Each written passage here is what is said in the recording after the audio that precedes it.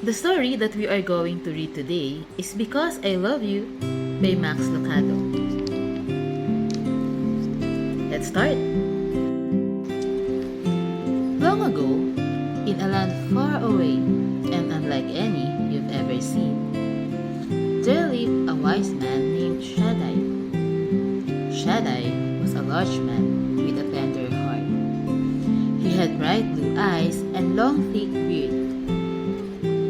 When he laughed, which is something he did often, his cheeks would lift until his eyes became half moons of joy.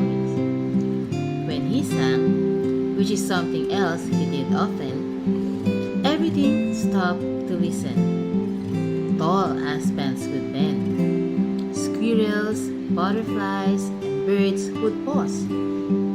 Even the children would turn when they heard his voice. And well, they should. It was for them he sang. And for the children, Shaddai had built a wonderful village. It was more than any child could dream. The children plunged into the sky blue pond. They squealed as they soared high on the swings hung from the apple tree branches. They scampered through the meadows and giggled in the orchard. The sun never seemed to set too early, and the cool night sky always brought a quiet peace. And, most of all, Shaddai was always near. When Shaddai wasn't in the meadow with the children, or in the orchard with the children, he was in the workshop with the children. They loved to be with him while he worked. They loved to smell the sawdust, hear him sing, and watch him carve a chair out of a log or make a table out of a tree. They would gather around him and take turns pressing their tiny hands flat against his great big one. Every night, he would gather the children on the grassy meadow and tell them stories. Fascinated, the children would listen as long as Shaddai or their weary eyes allowed. The children loved Shaddai, and Shaddai loved the children. He knew each one by name, and he knew everything about them. He knew Lucy's love of birds. He knew Roland's fear of darkness. He knew Daphne was friendly, and Spencer was shy. He knew Paladin was curious. When one of them called his name, he dropped whatever he was doing and turned. His giant heart had 100 strings, each held by a different child. And Shaddai loved each one the same. That's why he built the wall. The wall was a high stone fence surrounding the village. Shaddai had built it rock upon rock.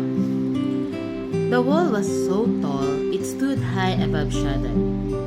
Even if he stretched his arms as high as he could, he still couldn't touch the top of the wall.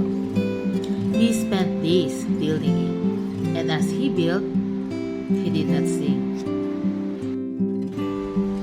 A deadly forest stood outside the village. As Shaddai built the fence, he would often pause and look into the shadows beyond. Cruel thorns and savage beasts and hidden pits filled the dark forest. It was no place for the children Shaddai loved. Beyond the wall is danger, he would tell the children in solemn tones. You were made for my village, not for the terrible land beyond. Stay with me, it's safe here. But in his heart, he knew it was only a matter of time.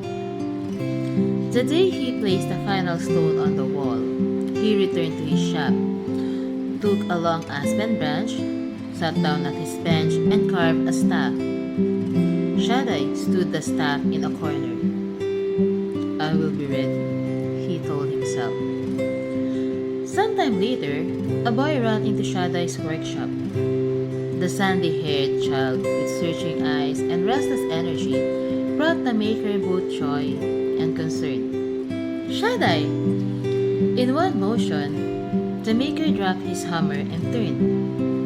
"What is it, Paladin?" The boy spoke in spurts as he gasped for air. "The wall! I found a hole! It's a big opening, sir." The boy's hands stretched to show the size. "Someone could crawl through it." Shaddai pulled over a stool and sat down. "I knew it would be you, Paladin, my child. Tell me, how did you find it?" "I was walking along the wall searching for holes." Paladin paused, surprised that Shaddai knew. "Yes, I was looking for holes so you could see out into the forest." "I was curious, Shaddai. I wanted to know why you won't let us go out there. Why is it so bad?" Shaddai motioned for the boy to come to him. When Paladin came near, the maker cupped the small face in his hands and lifted it so the boy could look directly into his eyes. The urgency of the look caused Paladin's stomach to feel empty. "Paladin, listen to me. The lands out there are not for you. They are not for me. A journey into the forest will hurt you. You were not made for those lands. Let your feet carry you to the many places you can go, not to the one place you can't. If you live here, you will not find the way back." Paladin spoke softly. "You will fix the hole then?" "No, Paladin. I created the hole because I love you so much." "But you just said you don't want us to leave."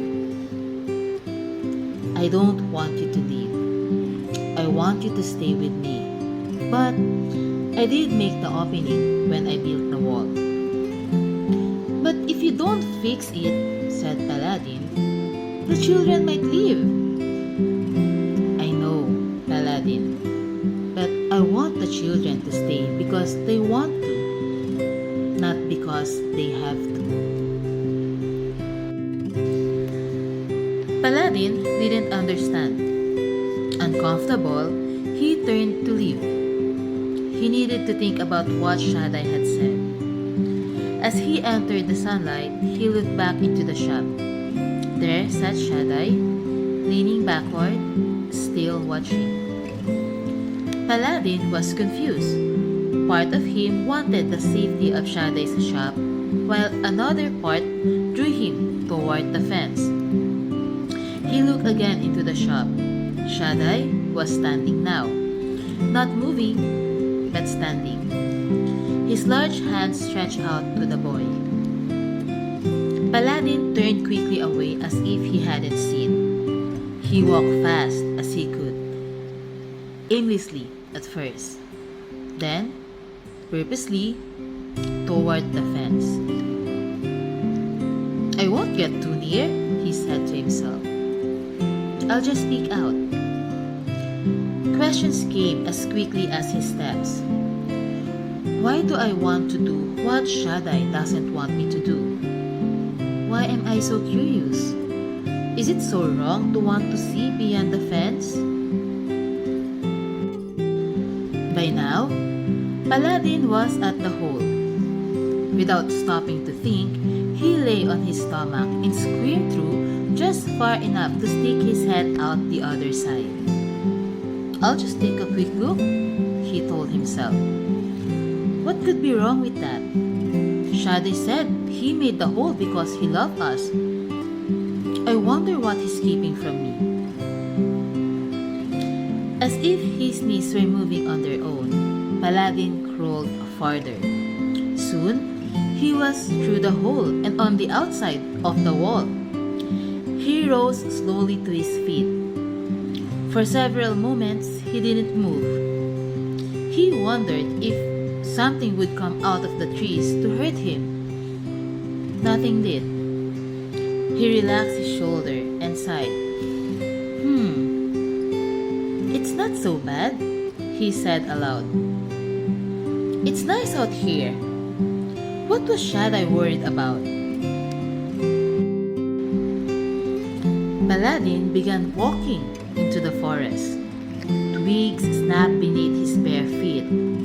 Sweet flowers scented the air. I don't see any scary creatures, he thought. The trees were so thick he could barely see the sky. Just a few steps into the woods, he said aloud, to see what it's like.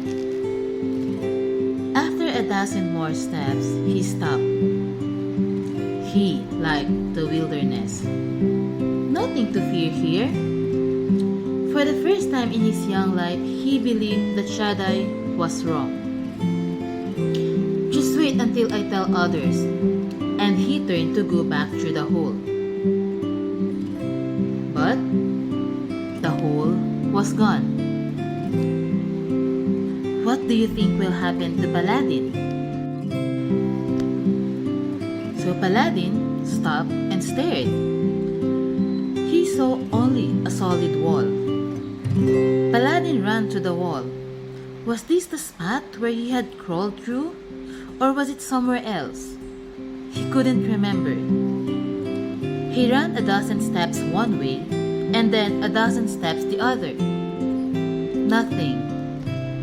Suddenly, he heard a strange sound in the woods behind him. He swung around, but saw nothing. Paladin looked into the forest. Now, it no longer seemed friendly. It was dark and threatening, as if it were about to destroy him. Desperately, Paladin searched the wall. He couldn't climb over. He couldn't break through. There was no way home. If you leave here, you will not find the way back. Shaddai's word rang in his mind. The boy's eyes were wide with fear. He sat on the ground and hugged his knees to his chest and began to cry. As Paladin huddled there, lonely and afraid, he remembered something else Shaddai had said often. I love you so much. Does he love me enough to come and find me? Wondered the boy.